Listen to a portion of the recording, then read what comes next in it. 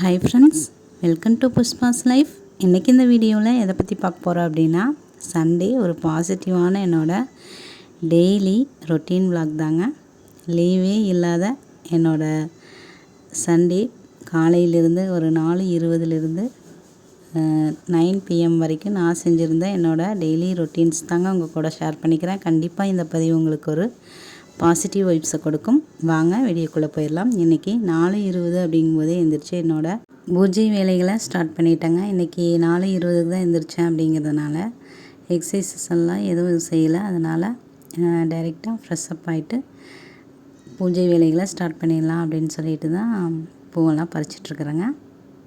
அதுக்கப்புறம் பார்த்திங்க அப்படின்னா, நேற்று நம்மளோட sister Priya sister and Vasuki sister எல்லோரும் கமெண்ட்ஸ் பண்ணியிருந்தாங்க. பிரியா சிஸ்டர் வந்து அவங்களோட பொண்ணு நேற்று வந்த வீடியோ பார்த்துட்டு அவ்வளோ ஒரு ஹாப்பியாக இருந்தாங்க அப்படிங்கிற மாதிரி சொல்லியிருந்தாங்க.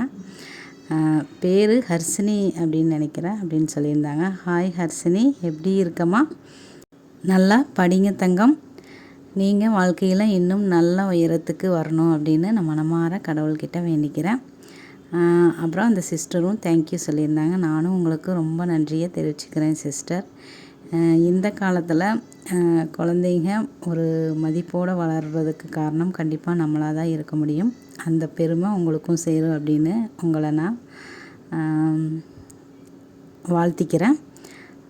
என்னோடய நன்றியனும் நான் தெரிவிச்சுக்கிறேன். அதுக்கப்புறம் பார்த்திங்கன்னா, வாசுகி சிஸ்டர் நேற்று வந்து கமெண்ட்ஸ் பண்ணியிருந்தாங்க. என்ன அப்படின்னா,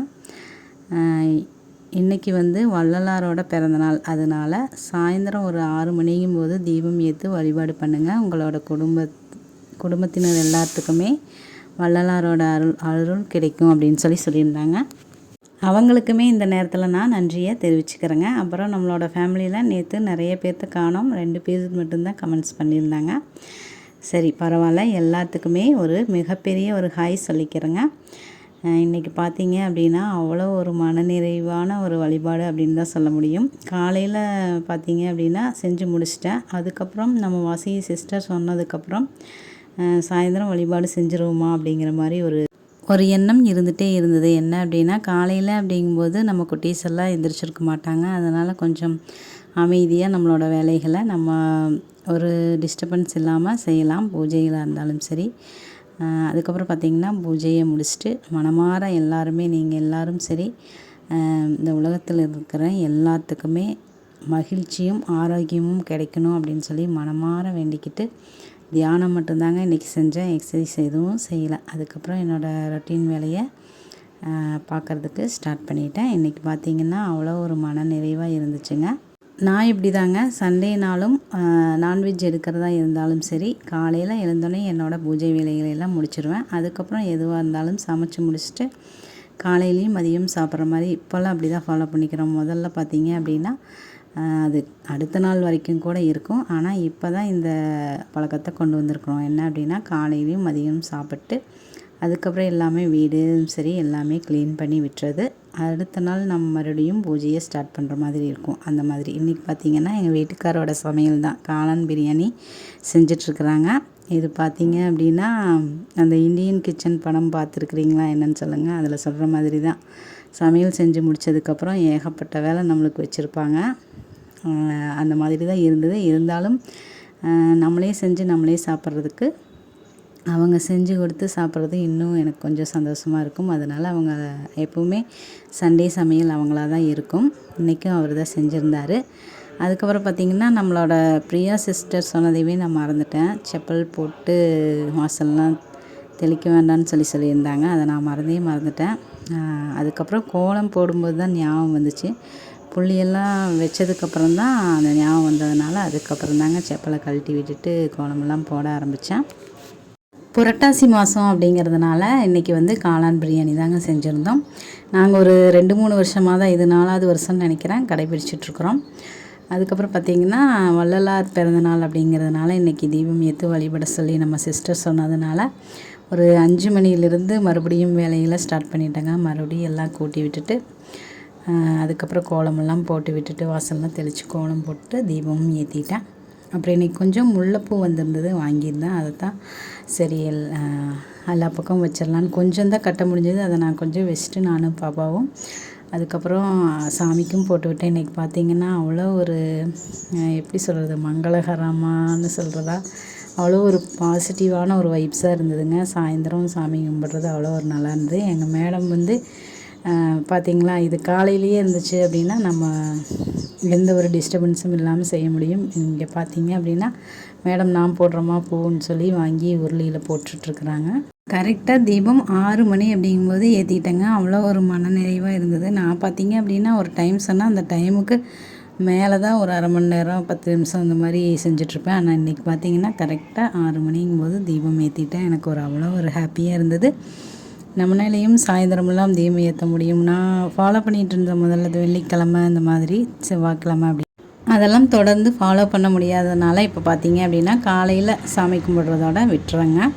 ஆனால் இன்றைக்கி பார்த்தீங்க அப்படின்னா வாசுகி சிஸ்டருக்கு நான் உண்மையிலேயுமே ரொம்ப தேங்க்ஸ் சொல்லிக்கிறேன். ஏன்னா வள்ளலார் எனக்கு ரொம்ப பிடிக்குங்க. வாடிய பயிரை கண்டபோதெல்லாம் வாடினேன் அப்படின்னு சொல்லி பாடினார் இல்லைங்களா.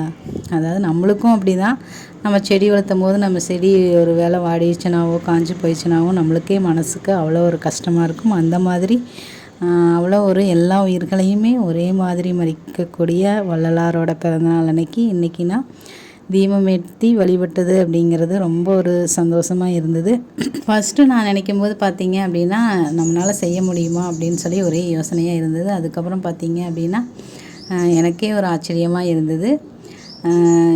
இந்த மாதிரி இன்றைக்கி இப்படியெல்லாம் வழிபடுவேன் பழக்கமெல்லாம் எதுவும் இல்லைனாலும் புதுசாக செய்யும்போது அவ்வளோ ஒரு ஹாப்பியாக இருந்தது.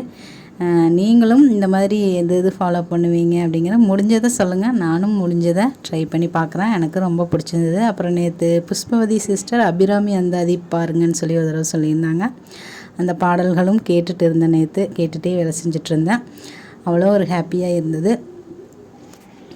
அப்புறம் எங்கள் அண்ணனும் வள்ளலார் ரொம்ப பிடிக்கும். அவரும் ஒரு தடவை வள்ளலாருக்கு பிறந்தநாள் அப்படின்னு சொல்லிட்டு ஒரு தடவை போய் வெளியில் போய் இந்த வாழ்க வளமுடன் அங்கே வந்து வள்ளலாரை வச்சு கும்பிடுவாங்க அப்படின்னு நினைக்கிறேன். அங்கே போயிட்டு வந்து சொன்னார். அப்புறம் எங்கள் அண்ணனோட ஞாபகம் வந்து எங்கள் அண்ணனுக்கு ஃபோன் பண்ணி இந்த மாதிரிலாம் கேட்டேன். அப்படியான்னு சொல்லி கேட்டார். எங்கள் அண்ணனும் மறந்துட்டார் போல். அப்புறம் இந்த வீடியோவிலே பார்த்தீங்க அப்படின்னா எனக்கு இருமல் மட்டும் இருக்குது, சளியெல்லாம் எதுவும் இல்லை. இதுக்கு நான் என்ன பண்ணுறேன் அப்படின்னா கற்பூரவள்ளி இலை ஒரு 3, மிளகு, சீரகம், அப்புறம் துளசி இலை கொஞ்சம், அதுக்கப்புறம் இஞ்சி கொஞ்சம் போட்டு அதை நல்லா கொதிக்க வச்சு குடிக்கிறேங்க. அது நல்லாவே ரிசல்ட் தெரியுது.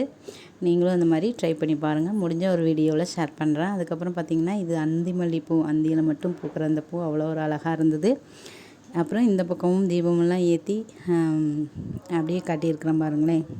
2 பக்கமுமே அந்த பக்கம் நிலைவாசலில் தீபம் ஏற்றணும் அப்படின்னா அவங்களுக்கு நடக்கிறதுக்கு கொஞ்சம் இது இருக்குங்கிறதுனால ஏற்றிருந்தேன். இது நம்ம போட்ட கோலம். அதுக்கப்புறம் ஃபினிஷிங்காக பார்த்திங்கன்னா இப்படி தான் இருந்தது. இன்றைக்கி முல்லைப்பூவிலையே அப்படியே பூஜையெல்லாம் அழகாக செஞ்சு முடிச்சாச்சுங்க. அவ்வளோ ஒரு மனநிறைவாக இருந்தது. தேங்க்யூ சிஸ்டர், அந்த வாசுகி சிஸ்டருக்கு நான் ரொம்பவுமே தேங்க்ஸ் சொல்லிக்கிறேன். அதுக்கப்புறம் அடுப்பும் பார்த்திங்கன்னா இவங்கெல்லாம் சமையல் செஞ்சுட்டு, இது பார்த்திங்கன்னா நம்மளோட அபிதா சிஸ்டர் தான். அவங்க வந்து ஒரு முஸ்லீம், இருந்தாலும் நம்ம வீடியோஸ் எல்லாம் அவங்களும் பார்ப்பாங்க. அதுக்கப்புறம் ரொம்ப பிடிக்கும் அவங்களையுமே. அவங்க தான் வந்து பேசிகிட்டு இருந்தாங்க. நான் என் பையன் நினச்சி பேசிகிட்டு இருந்தேன். கடைசியில் திரும்பி பார்க்கும்போது அவங்க. அதுக்கப்புறம் இந்த வீடியோ பார்த்திங்கன்னா காலையில் ஒரு 6 மணிலேருந்து ட்ரை பண்ணுறேங்க பேசுகிறதுக்கு. என்னாலேயே முடியலை. பாதி பேசி வச்சுருந்தேன். அதுக்கப்புறம் இப்போ மறுபடியும் ஒரு சாயந்தரம் போல் தான் பேசிட்டு உங்களுக்கு இப்போது எடிட் பண்ணி அப்லோட் பண்ண போகிறேன். நாளைக்கு போடலாமா அப்படிங்கிற மாதிரியும் இருந்தாலும் எனக்கு உங்கள் கூட எல்லாம் எப்போவுமே கனெக்டிவிட்டியோடு இருக்கணும்னு ஒரு ஆசையாக இருக்குது. கண்டிப்பாக இந்த பதிவு போட்டோனையும் கண்டிப்பாக யாரோ ஒருத்தர் கமெண்ட்ஸ் பண்ணுவீங்க இல்லையா. அந்த ஹாப்பினஸ்க்காகவே இப்போ மறுபடியும் நான் இந்த வீடியோவை பேசிகிட்ருக்குறேங்க. அதுக்கப்புறம் மறுபடியும் பிரியாணி கொஞ்சம் இருந்தது. அது எங்கள் வீட்டுக்காருக்கு போதும்னு சொல்லிட்டாரு. அதுக்கப்புறம் நாங்கள் 2 பேரும் அப்படிங்கிறது 3 பேருங்கிறதுனால தக்காளி பஜ்ஜி மட்டும் செஞ்சுட்டு தோசை சுட்டு சாப்பிட போகிறேங்க. அதுக்கப்புறம் நான் உங்கள் எல்லாத்தையுமே மீட் பண்ணணும்னு ஆசையாக இருக்குது அப்படிங்கிற மாதிரி சொல்லியிருந்தேன் போன பதிவில். அதுக்கு நம்மளோட பிரியா சிஸ்டரும் சொல்லியிருந்தாங்க, கண்டிப்பாக நம்ம மீட் பண்ணுவோம் அப்படிங்கிற மாதிரி சொல்லியிருந்தாங்க. உண்மையிலேயே உங்களோட உண்மையான அன்பை எல்லாம் பார்க்கும்போது அவங்களுக்கும் நம்மளை பார்க்கணுன்னு ஒரு ஆசை இருக்குது அப்படின்னு நான் நினைக்கிறேன். புஷ்பவதி சிஸ்டர் தான் சொல்லிகிட்டே இருப்பாங்க. இந்த மாதிரி நீங்களும் அந்த மாதிரிலாம் நினைக்கிறீங்களா அப்படிங்கிறதையும் கண்டிப்பாக கமெண்டில் சொல்லுங்கள். உண்மையிலேயே எனக்கு உங்களோட அந்த கமெண்ட்ஸ் எல்லாம் படிக்கும்போது உங்கள் கூடயே இருக்கிற மாதிரி உங்கள் கூட பேசுகிற மாதிரி தான் தோணுது. இது பார்த்திங்கன்னா வாசுகி சிஸ்டருக்கு தான் சொல்கிறேன். என்ன அப்படின்னா, நீங்கள் சொன்ன மாதிரியே தீபம் ஏற்றி வழிபட்டேன் அப்படின்னு சொல்கிறேன். ஓகே ஃப்ரெண்ட்ஸ், இந்த வீடியோ உங்களுக்கு பிடிச்சிருக்கும் அப்படின்னு நம்புகிறேன். மீண்டும் ஒரு நல்ல பயனுள்ள பதிவுடன் நாளை உங்களை சந்திக்கிறேன். அதுவரை உங்களிடமிருந்து விடைபெறுவது நான் உங்கள் அன்புள்ள தோழி புஷ்பா. அனைவருக்கும் நல்லதே நடக்கட்டும். தேங்க்யூ.